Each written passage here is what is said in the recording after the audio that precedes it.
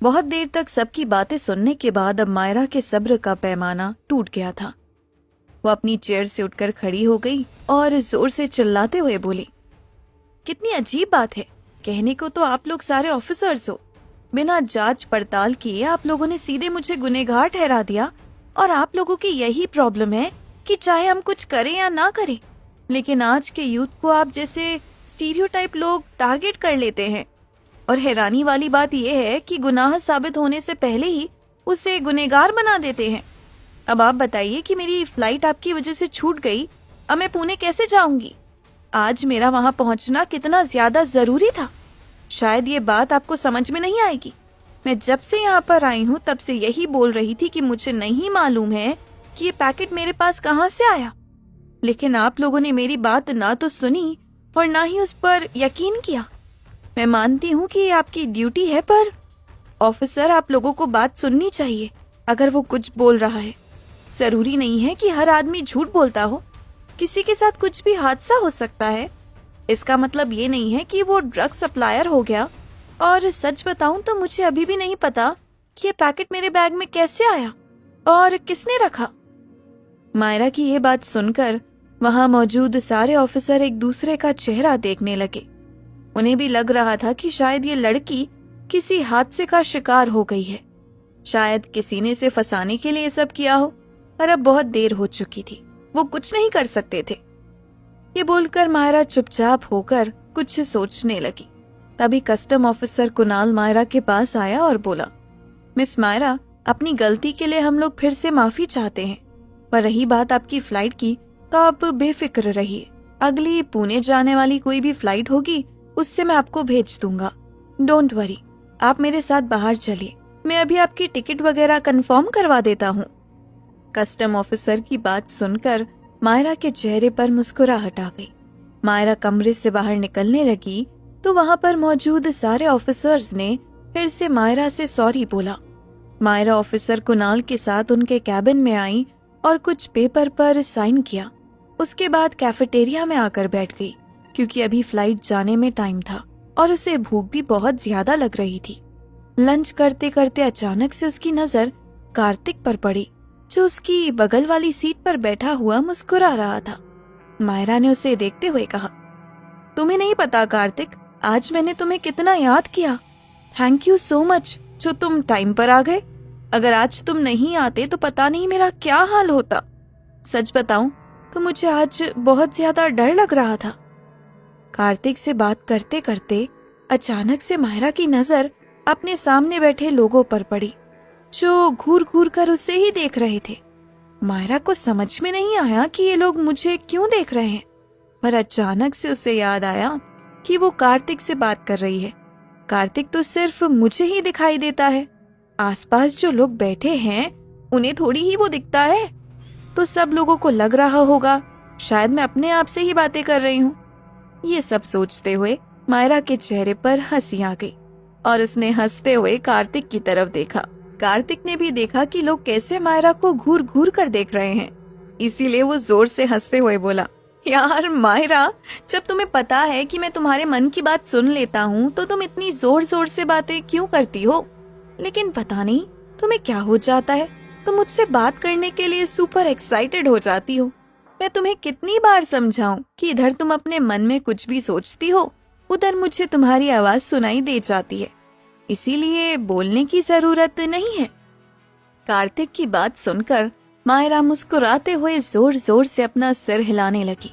उसकी हरकत को देखकर कार्तिक जोर से हंस पड़ा।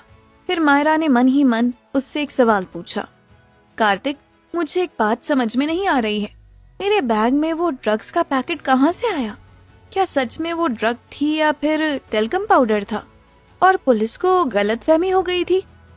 कार्तिक ने हैरान होते हुए मायरा से पूछा, क्या वो टेल्कम पाउडर का पैकेट तुमने अपने बैग में रखा था? मायरा ने कुछ सोचते हुए कहा, नहीं, मैं क्यों इतना सारा टेल्कम पाउडर अपने बैग के अंदर रखूंगी? लेकिन ये भी तो बात सोचने वाली है कि वो अगर टेल्कम पाउडर भी था तो वो मेरे बैग में आया कहाँ से? क्या तुम्हें पता है ये काम किसने किया होगा? कार्तिक ने जल्दी से कहा, नहीं, अभी फिलहाल तो मुझे इस बारे में कुछ नहीं पता, लेकिन हाँ, मैं जल्दी ही तुम्हें पता करके इसके बारे में सब कुछ बता दूंगा। लेकिन तुम ये सब छोड़ो, जब तक मैं तुम्हारे साथ हूँ तुम्हें कुछ भी नहीं होने दूंगा। और वैसे भी तुम पुणे मेरे काम से मेरे घर जा रही हो, तो तुम्हारी देखभाल की जिम्मेदारी तो मेरी ही बनती है ना। कार्तिक की बात सुनकर मायरा मुस्कुराने लगी और बोली, यार तुम्हारा काम क्या, तुम भी तो मेरी इतनी मदद करते हो, तो मेरा भी तो फर्ज बनता है कि मैं भी तुम्हारे लिए कुछ करूं। मायरा की बात सुनकर कार्तिक उठकर जाने लगा और फिर बोला, चलो फिर अब हम दोनों पुणे में मिलते हैं, अभी मुझे किसी काम से जाना है। कार्तिक की बात सुनकर मायरा धीरे से हंसी। उसे डर था कि कहीं आसपास बैठे लोग उसे फिर से हैरान होते हुए ना देखने लगे। फिर उसने कार्तिक से बोला, यार तुम तो भूत हो, तुम्हें कहाँ पर जाना है? तुम ये जब बोलते हो ना कि मुझे किसी काम से जाना है, तो मुझे ऐसा लगता है जैसे कि तुम किसी ऑफिस में काम करते हो। क्या भूतों की भी कोई ड्यूटी लगती है? मायरा की बात सुनकर कार्तिक जोर से हंसा और बोला, कुछ ऐसा ही समझ लो, लेकिन इसके बारे में मैं तुम्हें अभी नहीं बता सकता, वो मैं तुम्हें बाद में बताऊंगा। मैं तुमसे पुणे में मिलता हूँ, तब तक के लिए बाय। ये कहकर कार्तिक अचानक से गायब हो गया। कुछ देर बाद ही मायरा की फ्लाइट की अनाउंसमेंट हो गई, तो वो पुणे जाने के लिए अपनी फ्लाइट में आकर बैठ गई। मायरा इस बात से बेखबर थी कि सिद्धार्थ का आदमी राकेश लगातार उसका पीछा कर रहा है। ये वही आदमी था जो मायरा की पल पल की खबर सिद्धार्थ को दे रहा था। वो अभी भी मायरा वाली फ्लाइट में ही बैठा हुआ था। जब फोन को स्विच ऑफ करने की अनाउंसमेंट हुई तो उसने जल्दी से अपना फोन निकाला और सिद्धार्थ को मैसेज सेंड किया, सर मायरा को पुलिस ने छोड़ दिया और वो एयरपोर्ट से पुणे के लिए निकल चुकी है और मैं उनकी ही फ्लाइट में सफर कर रहा हूँ। आगे की खबर मैं आपको पुणे पहुँच कर दूंगा कि वो कहाँ जा रही है। कुछ घंटे बाद मायरा पुणे एयरपोर्ट पहुँच गई। जब वो एयरपोर्ट से बाहर निकली, बाहर आने के बाद उसे अपने अंदर एक बहुत अच्छी सी फीलिंग महसूस हुई। यहाँ पर आकर उसे बहुत अच्छा लग रहा था। ऐसा लग रहा था जैसे कि ये शहर बहुत जाना पहचाना हो और मैं यहाँ पर पता नहीं कितनी बार आ चुकी हूँ। ये उसके साथ क्यों हो रहा था ये उसे नहीं पता, पर जो भी थी ये फीलिंग बहुत अपनेपन वाली थी। ये सब सोचते हुए मायरा ने इन सारी फीलिंग को दिमाग से निकाला और जल्दी से टैक्सी ली और टैक्सी ड्राइवर को एड्रेस बताया जो उसे कार्तिक ने बताया था। टैक्सी तेजी से चलती हुई जा रही थी। शहर से निकलते हुए टैक्सी जब सुनसान इलाके में पहुंची तो मायरा ने थोड़ा डरते हुए टैक्सी ड्राइवर से कहा, भैया क्या आपको लगता है कि आप सही रास्ते पर जा रहे हो? हम तो शहर से काफी दूर आ गए हैं। टैक्सी ड्राइवर थोड़ा सा बूढ़ा था। उसने पलटकर मायरा की तरफ देखा और कहा, बेटा तुम्हारा डर मैं समझ रहा हूँ, पर डरने वाली कोई बात नहीं है। मैं तुम्हें सही सलामत वहीं पर पहुंचाऊंगा जहाँ का एड्रेस तुमने मुझे दिया है। ये जगह शहर से थोड़ी दूर है, बस इसीलिए टाइम लग रहा है। टैक्सी ड्राइवर की बात सुनकर मायरा की जान में जान आ गई और कुछ देर बाद ही टैक्सी आउटस्कर्ट में जाकर रुकी। ये एरिया बिल्कुल सुनसान पड़ा हुआ था। दूर दूर तक कोई दिखाई नहीं दे रहा था।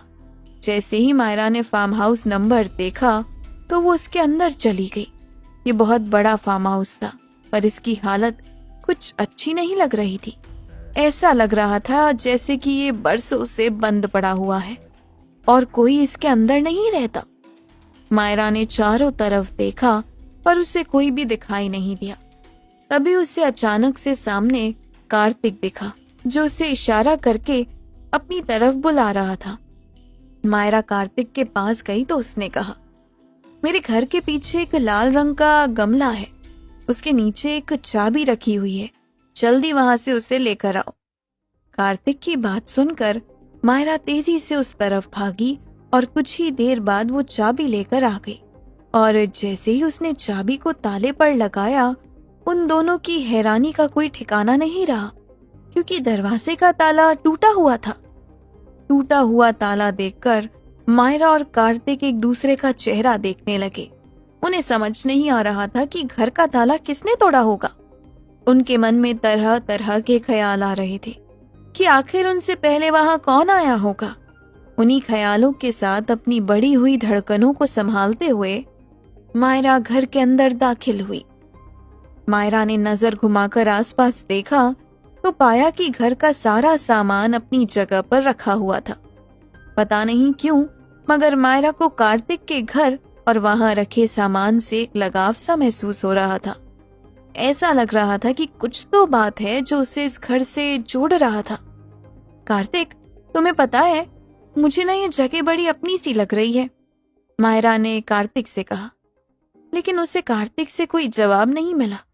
इस पर वो थोड़ी घबरा गई और पीछे मुड़ी, लेकिन कार्तिक उसे कहीं दिखाई नहीं दिया। मायरा ने एक बार फिर कार्तिक को आवाज लगाते हुए कहा, कार्तिक, तुम कहाँ हो?